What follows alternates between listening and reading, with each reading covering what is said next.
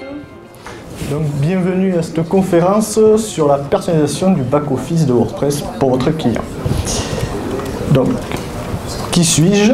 Donc, je m'appelle Benjamin Denis, je suis développeur intégrateur en agence à Biarritz. Ah, ça ne circule pas là. Oui. Donc je suis développeur d'un petit plugin de métaux qui s'appelle WP Cloudy, que j'espère certains connaissent, qui est gratuit, disponible sur le répertoire officiel. Je suis membre de l'association WordPress MX, une association locale du sud-ouest où on parle de WordPress à Biarritz. Je suis aussi guest blogueur sur WordPress Channel de temps en temps, qui est le site internet de mon frère jumeau, qui est Aurélien Denis. Et vous pouvez me suivre sur mon compte Twitter, @wpcloudy. Donc, avant d'aller dans le vif du sujet, un petit flashback sur l'interface de WordPress, donc, précédemment dans WordPress.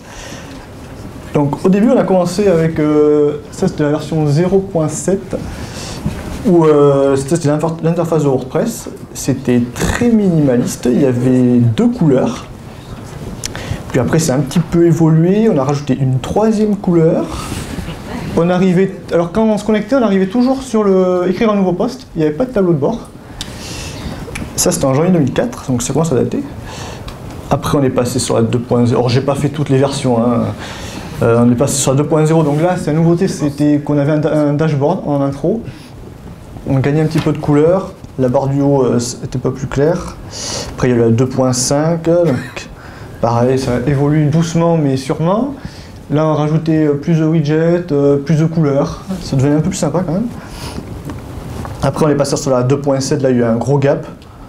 Donc, celle-là a duré quand même pas mal de temps, jusqu'à la 3.8. Donc, ouais, elle a duré pas mal de temps. Et là, après, maintenant, aujourd'hui, on est sur la 4.0, qui est une superbe interface, responsive, fluid design, qui est super. Dont on peut changer les thèmes de couleurs, notamment, voilà, ça, on va voir ça après. Ça, c'était un petit résumé pour savoir toute l'évolution de design du back-office. Et on va voir maintenant qu'est-ce qu'on peut faire avec. Donc d'abord, le pourquoi du comment. Pourquoi personnaliser votre administration? Donc j'ai listé quelques raisons, mais il y en a beaucoup plus, hein. Donc déjà dans un souci de simplification, parce que même si on dit que WordPress c'est simple, c'est facile d'utilisation, peut-être pour vous parce que vous l'utilisez tous les jours, mais le client final qui n'est pas du tout doué en informatique, qui sait à part faire des mails, un peu de Facebook, ben, généralement c'est sa première fois qu'il va utiliser un CMS, donc il faut vraiment lui simplifier la tâche au maximum. Donc si on simplifie, il y a de grandes chances que l'apprentissage soit plus rapide. C'est comme le but qui s'approprie l'outil et qui publie un maximum de contenu, qui fasse vivre son site. Si un site ne vit pas, c'est un peu plus embêtant. On peut faire de la marque blanche. Ça, c'est entièrement possible et c'est autorisé. Il n'y a pas de problème à ce niveau-là. Donc, vous pourrez supprimer tous les logos de WordPress, avoir un truc totalement custo, et l'utilisateur ne sera même plus sur quoi il est, sur WordPress. Et donc, du sur-mesure. Comment on peut faire tout ça? Donc il y a toute une série de hooks qui sont à votre disponibilité dans le codex de WordPress, qu'on va voir ensemble. Et il y a aussi quelques plugins que je vais vous lister, parce que c'est plus pratique, certains points. Alors on va commencer par le login screen, qui est la première chose que voit votre client quand il se connecte à WordPress. Alors moi, la première chose que j'aime bien faire, c'est changer l'URL de connexion, parce que indiquer à votre client qu'il faut taper le nom du site /wp-login.php, généralement il va vous rappeler un mois après parce qu'il aura oublié. Donc ce que je fais, c'est que j'utilise ce petit plugin qui est Move Login. Donc j'ai mis le lien en bas, et en fait il vous permet de changer très facilement votre URL de connexion. Donc ça peut devenir nom du site /connexion, /login, etc. Tout ce que vous voulez. Donc ça, c'est le premier point. Ensuite, styliser l'écran de connexion. Donc là, j'ai mis plusieurs hooks. Alors, il y en a des dizaines et des dizaines pour l'écran de connexion, mais là, c'est juste les principaux. Donc, ce que je commence par faire, c'est charger une feuille de style. Donc, c'est le hook login head. Après, vous chargez votre fonction, qui appelle tout simplement une feuille de style pour uniquement le login. Après, à vous, avec Firebug, votre éditeur, de rajouter toutes les classes et les CSS que vous souhaitez. Je change, un truc que j'aime bien changer, c'est l'URL du login, parce que par défaut, vous avez le logo de WordPress, et si vous cliquez dessus, de mémoire, ça vous renvoie vers wordpress.org, donc c'est pas terrible. Donc ça, vous pouvez le changer aussi, pareil. Donc moi, ce que je fais, c'est que je renvoie vers la page d'accueil du site. Donc ici, on a l'URL, home URL.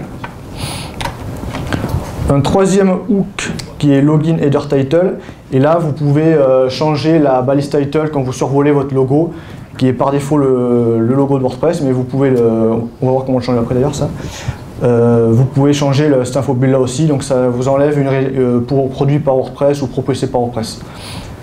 Voilà, après bon, je vous ai mis à chaque fois en bas des slides toutes les sources du codex, là où je suis allé chercher les infos, pour comme ça vous pouvez retrouver tous les exemples, c'est plus simple.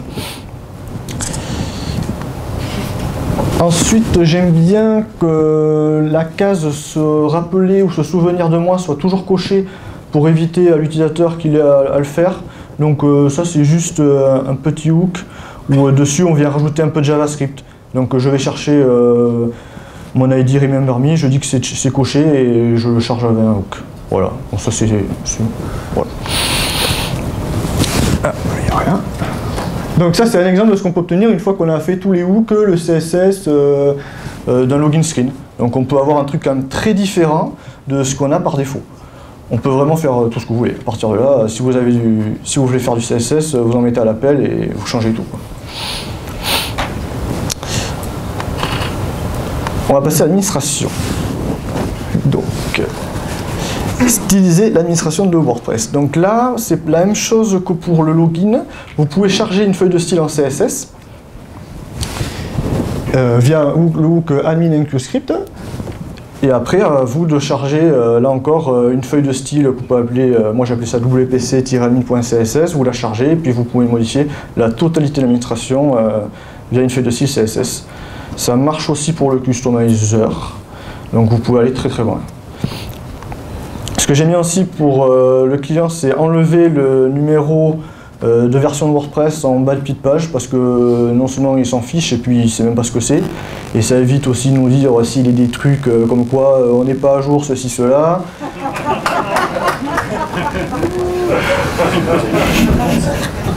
J'ai pas dit que je mettais pas à jour les sites, c'est pas ça. Bon. C'est pas forcément ça. Donc vous pouvez supprimer aussi, donc ça c'est ce que je viens de dire, voilà. Donc il y a un hook pour ça, donc ça correspond à ce admin menu, et vous supprimez le filtre qui s'appelle update footer. Donc ça permet d'enlever le numéro de version. Vous pouvez aussi supprimer les crédits de WordPress, comme quoi vous êtes fier d'avoir utilisé WordPress ou quelque chose dans le genre, la phrase change en fonction de la traduction que vous utilisez.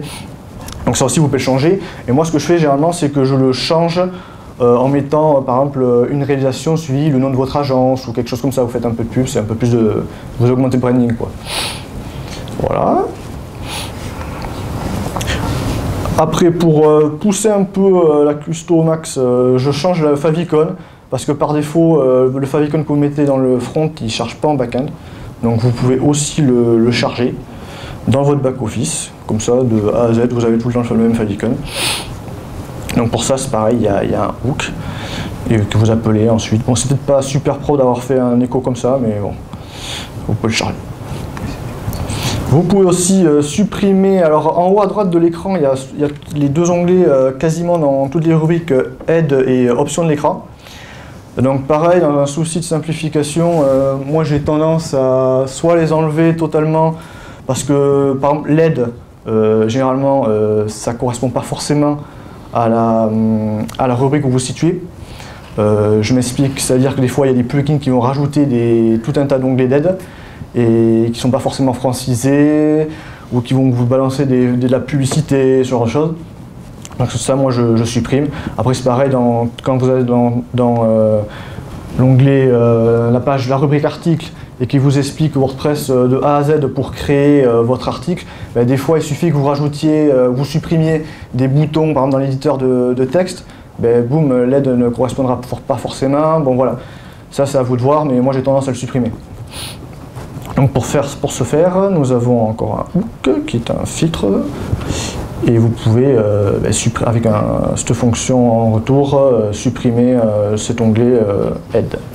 Et on peut faire la même chose avec l'onglet Options de l'écran, qui option de l'écran sert à masquer ou afficher des metabox dans l'écran où vous vous situez. Donc j'ai tendance à, ça aussi pareil, à l'enlever et à me le paramétrer d'entrée proprement pour chaque rubrique, notamment l'extrait qui n'est pas forcément affiché de base dans les postes et qui est souvent pratique. Donc ça évite au client d'aller ouais mais en fait si il était là mais il fallait l'option de l'écran, ah mais c'est où ça, ah mais bon, je le fais d'entrée, c'est plus simple. Donc il y a pareil un hook pour ça, on peut le supprimer. C'est ce filtre Screen Option Show Screen. Alors, le tableau de bord. Donc le tableau de bord, c'est le premier écran sur lequel vous arrivez à WordPress. Et vous avez toute une série de metabox. Les metabox, c'est les boîtes qui correspondent en fait à vos widgets dans le dashboard. Donc il y en a des dizaines et des dizaines quand vous vous connectez. En fonction des plugins que vous installez, ça vous en rajoute, notamment par exemple Gravity Form qui va vous rajouter la liste de vos formulaires, VPML qui vous rajoute une tonne de pubs, bon voilà, j'en passe. Donc tout ça, c'est quand même bien que le client quand il arrive, parce que c'est la première chose qu'il va voir, le dashboard quand il se connecte, après le login, c'est ça. Donc c'est quand même bien que de supprimer le maximum de choses, vous mettez juste ce qu'il a vraiment besoin de savoir, et donc vous pouvez faire ça avec ce hook. WP Dashboard Setup, et en fait après ici vous récupérez la globale où vous avez toutes les metabox listées et vous les supprimez au fur et à mesure, vous les déchargez. Donc là j'en ai listé quelques-unes. Donc vous avez QuickPress, Dashboard QuickPress qui est le brouillon rapide, pareil les activités, les liens entrants, etc., etc. Donc tout ça, pareil, moi je personnalise au max pour lui en mettre le moins possible, généralement 1 ou 2 widgets pour pas le perdre, ça suffit. Voilà, donc quand vous faites ça, après ça vous réduit le nombre de possibilités de cases à cocher dans cette liste en haut dans les options de l'écran si vous avez laissé la boîte options de l'écran activée. Donc là, si vous supprimez tout, vous pouvez arriver qu'à par exemple deux widgets, ce qui est largement suffisant dans la plupart des cas de toute façon. Créer son widget perso dans le tableau de bord. Donc ça c'est pour faire un peu de branding ou si vous avez développé des fonctionnalités dans votre site et que vous souhaitez rendre un accès plus facile pour votre client, plutôt que de lui dire vous devez aller dans telle rubrique, telle sous-rubrique pour aller voir telle chose, vous pouvez par exemple lui faire un petit lien rapide avec un bouton, voilà, c'est ce genre de choses qui est sympa et ça facilite la compréhension et pour rechercher des fonctionnalités plus précises. Après ça sert aussi pour faire du branding. Vous pouvez passer par exemple un logo de votre agence, des informations, date de création, un mail de contact, voilà. Donc pareil, ça vous pouvez le faire avec ce petit bout de code. Ici vous avez votre fonction où vous rajoutez votre HTML et vous le chargez via ce hook. Donc ça vous crée un widget. Voilà. Les menus et les sous-menus. Donc WordPress c'est divisé l'admin en deux parties. Donc d'un côté gauche c'est tout ce qui est menu sous-menu, côté droit c'est la page en elle-même. Donc vous pouvez absolument changer tous les menus de gauche, en supprimer, en rajouter, les réordonner aussi. Donc pour ce faire, donc là par exemple, on va commencer par supprimer les pages du menu d'admin. Donc si vous voulez en enlever pour simplifier au max l'administration, généralement quand vous donnez les accès à votre client, il y a deux choses. Soit vous lui donnez le compte admin, il accède à tout, c'est pas forcément ce qu'il faut faire, parce que vous avez de grandes chances qu'il plante le site, soit sinon vous créez un compte webmaster ou équivalent et vous lui donnez des capacités et donc vous lui dites, vous lui dites à quoi il accède comme menu. Alors là, à noter que je n'ai pas fait de vérification dans quel rôle je me situe, à quel droit j'ai comme capacité. Donc ça, il faudrait le rajouter en début de chaque code, par exemple if current user, manage option, genre de choses, ou si je suis admin, si je suis pas admin pour faire plus simple, voilà. Donc là on a toute une série de remove menu page qui vous permettent de, alors j'y viens masquer, j'ai écrit supprimer mais en fait c'est masqué, ça n'empêche pas d'y accéder si on tape l'URL en dur dans la barre d'URL, Donc au niveau sécurité, pour l'instant, c'est pas encore top. Je fais comme ce que j'expliquerai plus tard après dans la suite, qu'on peut rediriger les visiteurs vers une page précise s'ils n'ont pas les accès. Donc ce hook vous permet de masquer toutes les pages que vous souhaitez. Là j'en ai listé quelques-unes, donc à vous après de rajouter au fur et à mesure tout ce qui vous intéresse. Voilà. Vous pouvez rajouter vos propres pages au menu d'admin. Donc ça commence par, on crée on déclare un menu. Donc là c'est add menu page, c'est un menu de premier niveau. Après vous pouvez faire des add subpage, enfin un menu subpage qui est juste ici. Donc add submenu page, ça vous permet de créer une sous-rubrique à votre menu. Donc concrètement qu'est-ce qu'on dit? On crée un titre de menu. Là c'est un ID de mémoire. Vous dites les capacités, qui c'est qui a le droit d'agir sur cette rubrique. Ensuite vous passez l'appel à votre code. Donc là par exemple ça peut être un nom de fichier. Vous chargez l'icône de votre menu. Et voilà. Et ensuite vous cliquez dessus, vous faites un add menu. Pareil, vous pouvez rajouter des sous-pages. Donc par exemple si j'ai envie de rajouter une page déjà existante, donc tools.php, je peux la charger dans un sous-menu. Alors en fait ça revient exactement à faire la même chose que add menu page, sauf qu'il vous devez indiquer juste un peu plus bas, voilà, my custom, je vois pas trop bien, my custom submenu page, le menu parent, pour faire le lien, pour pas qu'il aille se mettre n'importe où dans votre back-office. Donc pareil, après vous faites vous cliquez dessus, admin menu, et vous avez votre menu qui vient de se créer. Donc avec ça, vous pouvez créer autant de nouveaux menus qui n'existeraient pas dans WordPress, ou en créer ou rappeler des fonctionnalités du WordPress qui existent déjà, mais les rajouter dans votre propre menu. Vous pouvez faire tout ce que vous voulez. Alors, l'admin bar. Donc l'admin bar, c'est la barre de menu qui se situe tout en haut de votre back-office et qui apparaît aussi en front quand on est connecté. Elle a été rajoutée il n'y a pas très longtemps dans WordPress. Et l'inconvénient majeur, c'est qu'il y a un peu trop d'éléments dedans, notamment quand vous rajoutez plusieurs plugins. Pareil, là aussi, ça vient en rajouter, vous n'avez pas forcément besoin. Et pour éviter de perdre votre client dans trop de boutons en haut, pareil, vous pouvez en supprimer plein d'éléments. Donc, pour ça, pareil, on a encore un hook qui est admin bar menu. Et là, vous pouvez supprimer la totalité de ce qui apparaît dans cette barre. Donc par exemple le logo de WordPress, vous pouvez l'enlever, vous pouvez enlever l'accès au compte, menu toggle, je sais même plus ce que c'est. Après il y a view, donc ça c'est pour voir la page ou voir le contenu. Vous avez les commentaires, nouveau contenu, voir le site, etc. Donc tout ça vous pouvez l'enlever avec ce hook. Il y a aussi le moyen avec ça d'enlever tout ce qui est VPML si vous n'avez pas besoin. Voilà. Vous pouvez là aussi ajouter vos propres menus. Donc en gros, si vous voulez changer, par exemple moi j'avais envie de rajouter ici, changer un petit peu l'apparence, mettre mon avatar de cette façon, le nom utilisateur, un petit bouton de déconnexion et accès au compte, pareil là vous pouvez le faire aussi. Vous créez une fonction, donc c'est du code HTML, vous récupérez vos variables et vous dites ce que vous voulez afficher. Et ensuite vous cliquez dessus. Avec admin bar menu, là je dis si je suis connecté et je viens rajouter en passant tous mes arguments mon menu, mon élément. Donc ici je viens rappeler en fait dans le HTML le nom de ma fonction que j'ai créée avant. Voilà. Édition, donc là c'est tout ce qui va concerner l'édition de vos contenus, que ce soit custom post type, post ou page. Donc vous pouvez personnaliser l'éditeur de texte dans WordPress. Donc là par exemple on va prendre un exemple où on veut rajouter des boutons, donc caractères spéciaux, couper, copier, coller, mais vous pouvez en rajouter plein d'autres. Là aussi c'est pareil, vous pouvez le faire avec des hooks.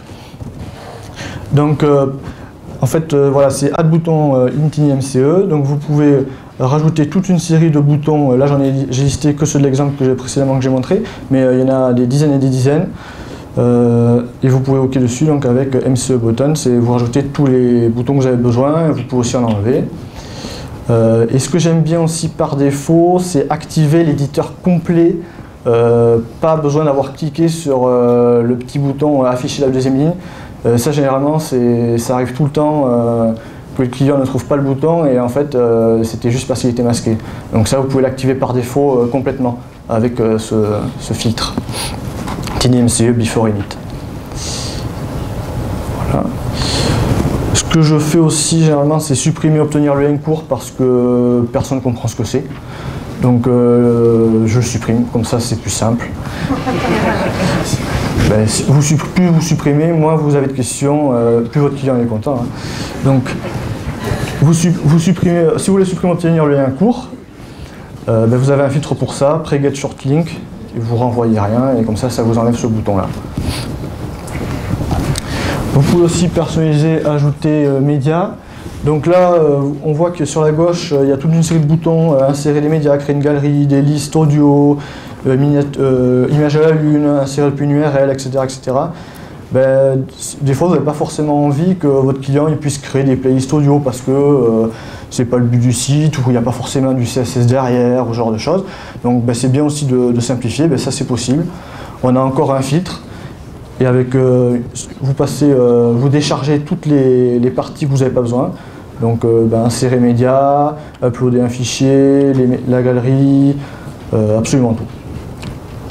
Donc par exemple si j'ai pas envie de créer une galerie, je ne peux pas autoriser la fonction créer galerie, ben, je peux utiliser cette ligne et ça ne va pas me charger la fonctionnalité.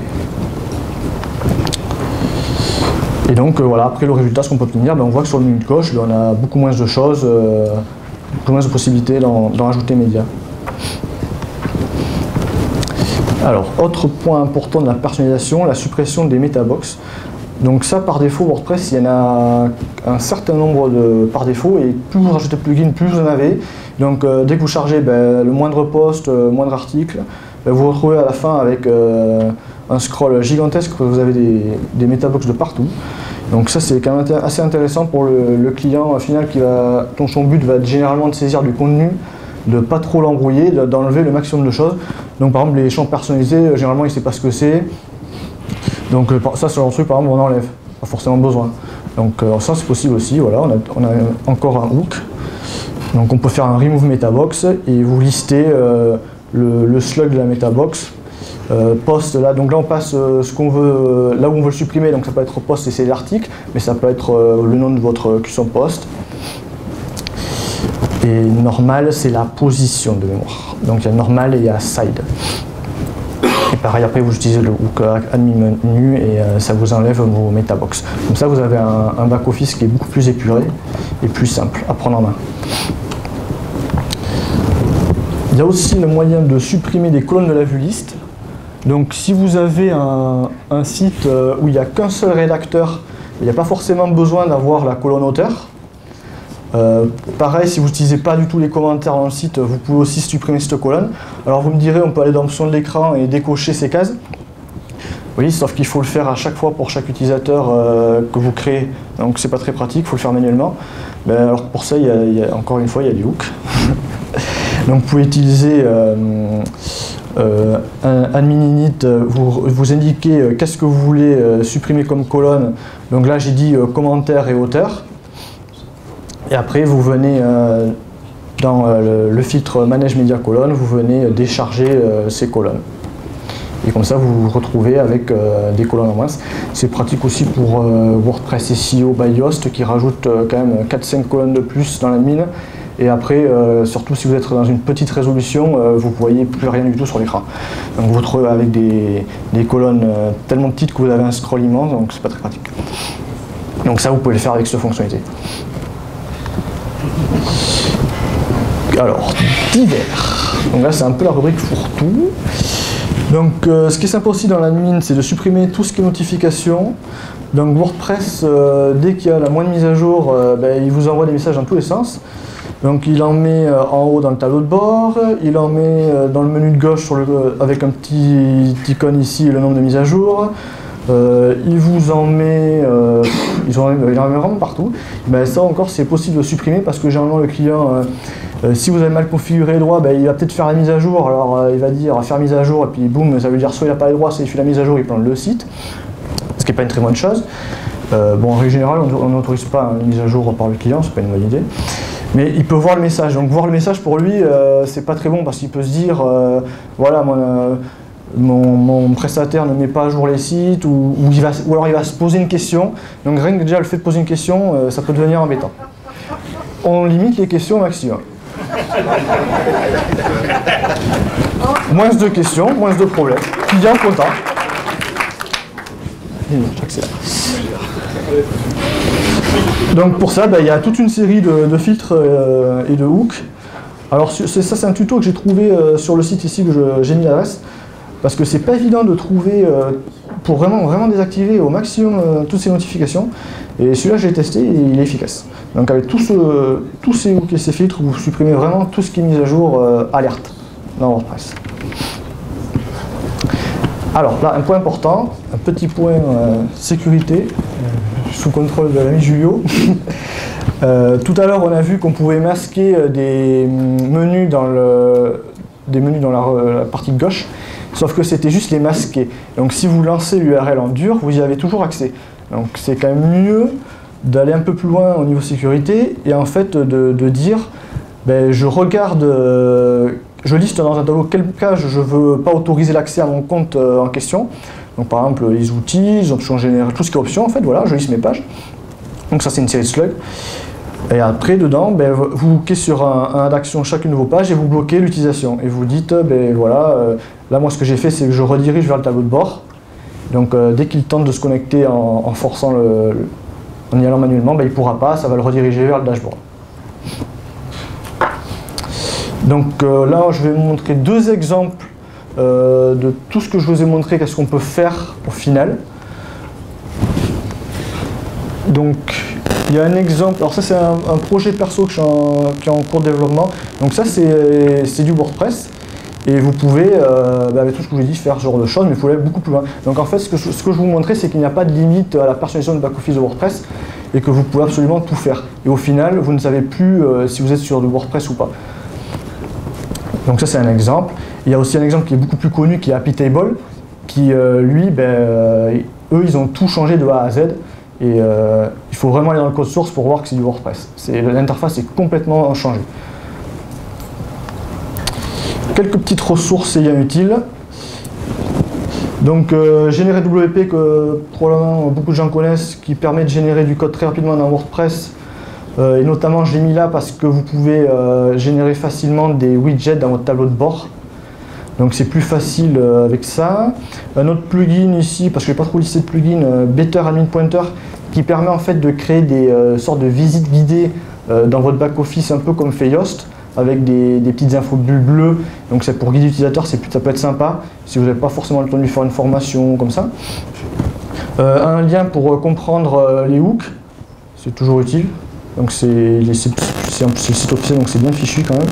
Et il vous explique qu'est-ce qu'un hook, les hooks d'action, les filtres. Et j'aurais pu en lister plein d'autres, comme le plugin TinyMCE, Advance, je ne sais plus quoi, qui vous permet de totalement changer les boutons et rajouter des styles dans votre RTE, qui est plus simple, à mon goût, je trouve, que de le faire avec de la config dans votre thème. Voilà. Merci à vous.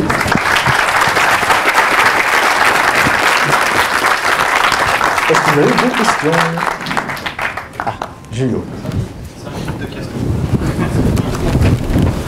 Il y avait Julio avec une question.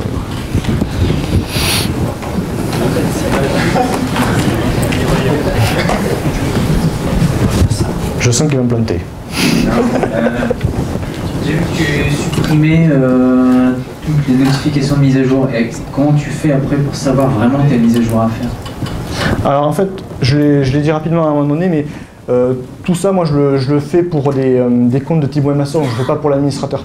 Donc en fait, à chaque fois, là je ne l'ai pas mis dans les slides, mais je fais un check soit sur les capacités, soit si je suis admin ou pas admin, tout simplement. Ah d'accord. Donc Tu mets pas ça, je le mets pas pour l'administrateur. L'administrateur, je fais pas du tout de personnalisation, je le fais uniquement pour des comptes webmaster, le client final.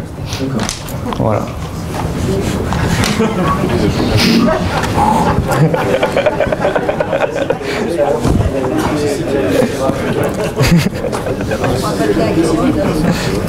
Bonjour, je voulais savoir ce que vous pensez du plugin Minimize. Il permet de pas mal personnaliser l'interface. En plus en fonction des rôles. Je ne connais pas.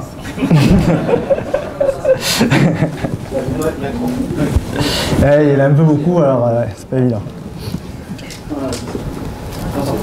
Après, voilà, il y a beaucoup de choses que je viens d'indiquer via des... Parce que moi, je préfère toujours utiliser quand même... quand c'est nécessaire, je préfère utiliser des hooks. Quand c'est plus pratique, plus rapide, je préfère utiliser des plugins pour aller plus vite et quand il y a trop de choses à faire. Mais c'est vrai que c'est quand même plus simple à mon goût de mettre un hook dans son thème ou dans un fichier à part, un vrai plugin par exemple. Je trouve ça plus facile à maintenir et plus simple. En termes de perf, en plus, vous n'avez pas un plugin qui va vous ajouter de la pub ou 50 trucs qui vous serviront à rien. Là, c'est vraiment du custo et vous rajoutez vos fonctions que vous avez vraiment besoin. Quand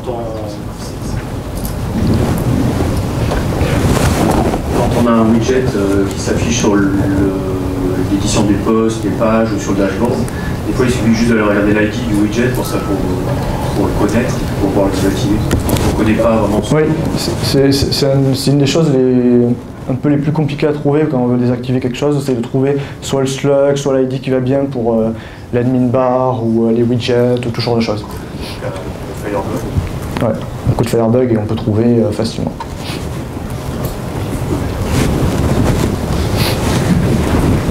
Pour disposer de ton manuel horizontal, c'est un pack CSS où il y a des hooks. Non, paquet de CSS. Ouais, c'est vraiment un paquet de CSS. Faut l'avoir. C'est 30 € par mois. C'est pas vraiment une question, c'était juste, il me semble, à la personnalisation des metabox, juste parce que, à mon avis, les slides seront donnés. Je crois pas qu'il y avait le I18N, enfin l'internationalisation n'a peut-être pas utilisé. Je crois que je sais plus c'est quel paramètre, mais qui gère le titre et ça peut être intéressant de mettre underscore. Tout à fait. Je voulais juste préciser ça pour... Donc je répète pour qu'on entende dans la vidéo, Tony disait que c'est important de rajouter pour l'internationalisation la bonne fonction underscore, je ne sais plus comment, pour qu'on puisse avoir quelque chose d'entièrement traduisible et pas avoir un truc en dur comme ça.